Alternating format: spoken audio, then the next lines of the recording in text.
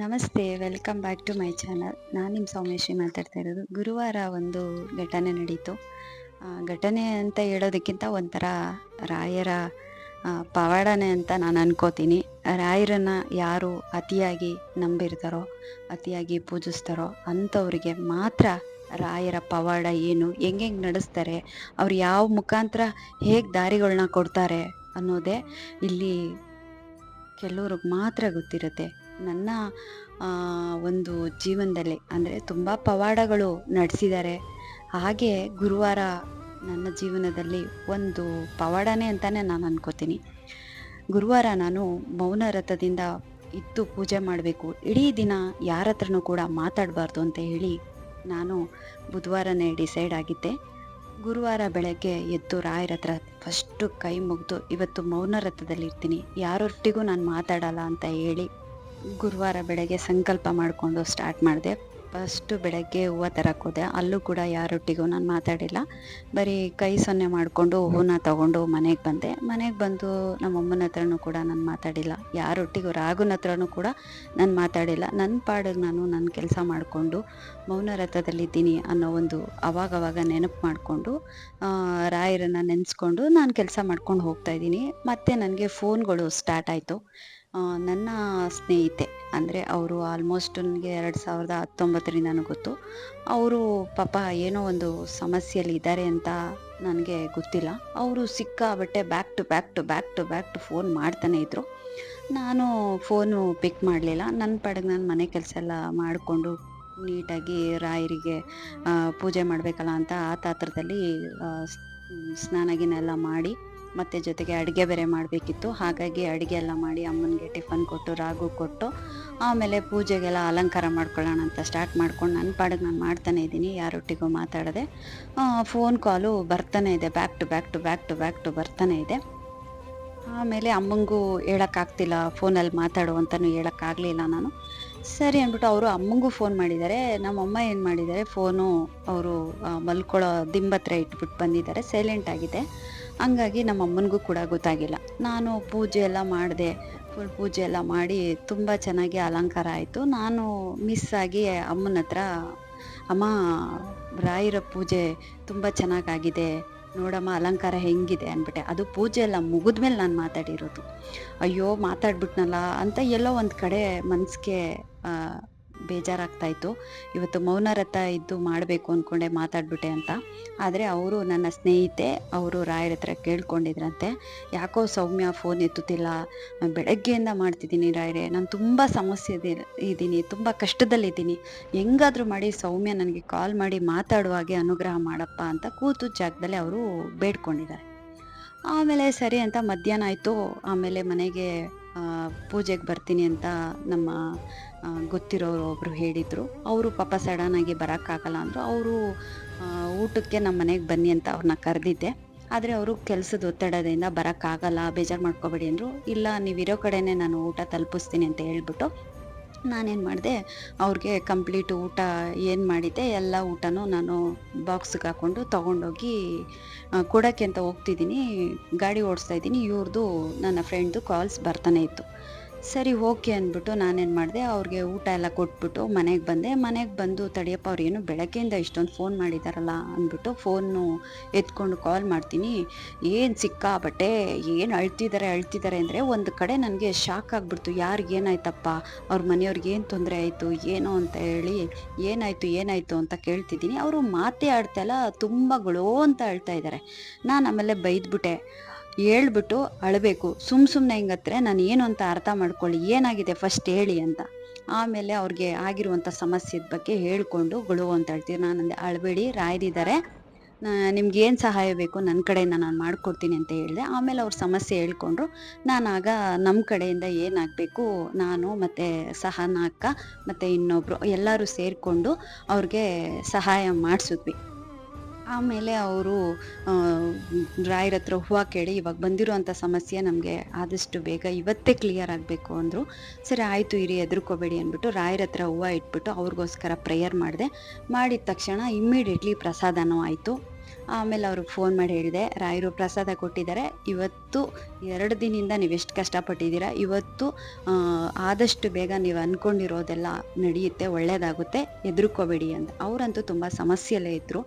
ಆಮೇಲೆ ಸರಿ ಓಕೆ ಅಂತ ಹೇಳ್ಬಿಟ್ಟು ನಾವು ಎಲ್ಲರ ಕಡೆಯಿಂದ ಏನು ಮಾಡಿಸ್ಬೇಕು, ಏನು ಮಾತಾಡಿಸ್ಬೇಕು ಎಲ್ಲ ಮಾತಾಡ್ಸಿದ್ವಿ. ಅವ್ರಿಗೊಂಥರ ಖುಷಿ ಆಯಿತು.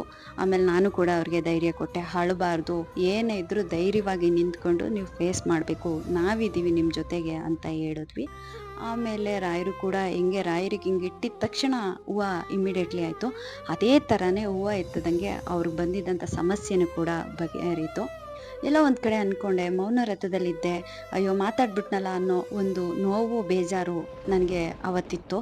ಆದರೆ ಆಮೇಲೆ ಅಂದ್ಕೊಂಡೆ, ರಾಯರು ಪೂಜೆ ಆದಮೇಲೆ ಮಾತಾಡ್ಸಿದ್ದಾರೆ, ನನಗೆ ಆಟೋಮೆಟಿಕ್ಕಾಗಿ ನಾನು ಮಾತಾಡೋ ಹಾಗೆ ಮಾಡಿದ್ರು ಅಂದರೆ ಇದು ರಾಯರೇ. ಯಾಕೆ ಅಂದರೆ ಅವರು ರಾಯರನ್ನ ಪೂಜೆ ಮಾಡ್ತಾರೆ. ಅವ್ರಿಗೆ ತುಂಬ ಕಷ್ಟದ ಪರಿಸ್ಥಿತಿಲಿ ಅವರು 2 ದಿನದಿಂದ ಹೋರಾಟ ಮಾಡ್ತಾಯಿದ್ರು.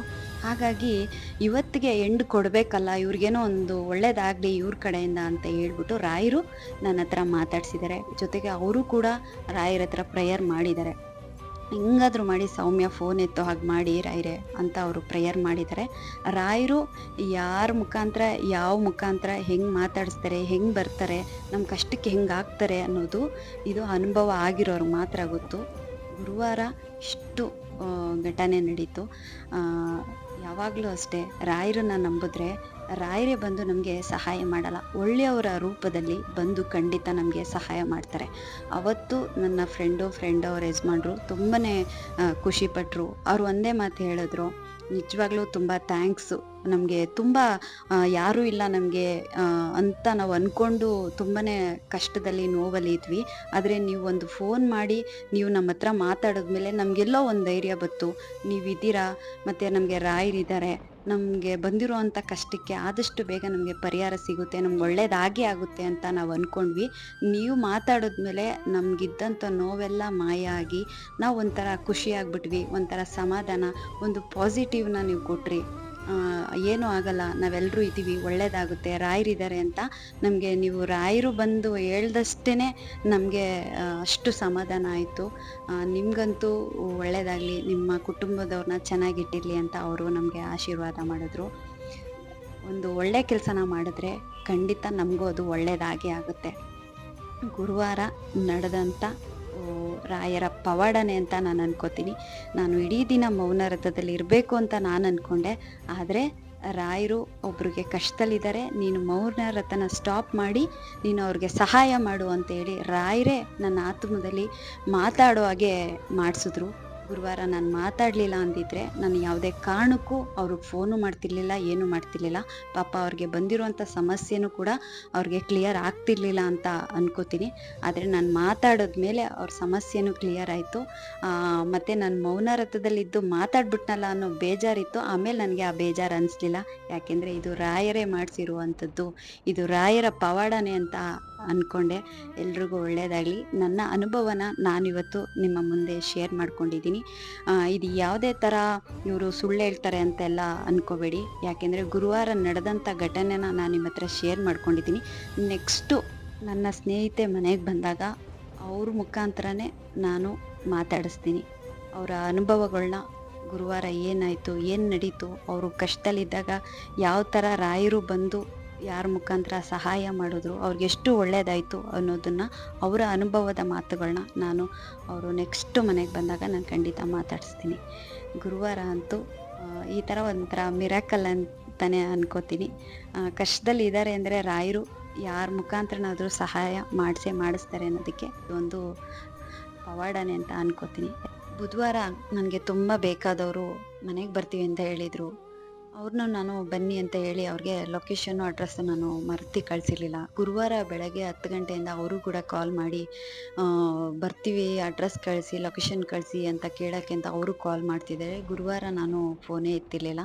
ಅವರು ಯಾಕಪ್ಪ ರಾಗಪ್ಪ ನೀವು ಕರೆಸ್ಕೊಳ್ಳಲ್ವಾ ನಮ್ಮನ್ನ ನಿಮ್ಮ ಮನೆಗೆ, ಯಾಕೆ ರಾಗಪ್ಪ ಹಿಂಗೆ ಮಾಡ್ತಿದ್ದೀರಾ, ಅಕ್ಕ ಫೋನೇ ಎತ್ತುತ್ತಿಲ್ವಲ್ಲ, ಎಷ್ಟು ಫೋನ್ ಮಾಡಿದ್ರು ಬೆಳಗ್ಗೆಯಿಂದ ಫೋನೇ ಪಿಕ್ ಮಾಡ್ತಿಲ್ಲ, ರಾಗಪ್ಪ ನನ್ನ ಹೆಂಗಾದ್ರೂ ಮಾಡಿ ನೀವು ಕರೆಸ್ಕೋಬೇಕು ರಾಗಪ್ಪ, ಅಕ್ಕ ಫೋನ್ ಮಾಡೋ ಹಾಗೆ ನೀವು ಮಾಡಬೇಕು ರಾಗಪ್ಪ ಅಂತೇಳಿ ಅವರು ಕೂಡ ರಾಯರ ಹತ್ರ ತುಂಬಾ ಬೇಡ್ಕೊಂಡಿದ್ದಾರೆ.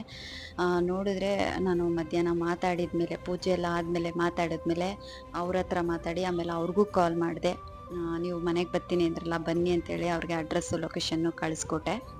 ಅವರು ಯಾಕಕ್ಕ ಏನಾಯಿತು, ನಮ್ಮ ಹತ್ರ ಬೇಜಾರಾ ಮಾತಾಡೋಕ್ಕೆ ಅಂದರು. ಇಲ್ಲಮ್ಮ, ಈ ಥರ ಮೌನ ವ್ರತದಲ್ಲಿದ್ದೆ ಹಾಗಾಗಿ ಅಂತ ಹೇಳಿದ್ಮೇಲೆ, ಸರಿ ಆಯಿತು ಬರ್ತೀವಿ ಅಂದರು. ಸರಿ ಬನ್ನಿ ಮನೆಗೆ ಅಂತ ಹೇಳಿದೆ. ಅವ್ರು ಬಂದಿದ್ರು ಕೂಡ ನನ್ನ ಸ್ನೇಹಿತೆ ಸಮಸ್ಯೆ ತುಂಬಾ ಇತ್ತು.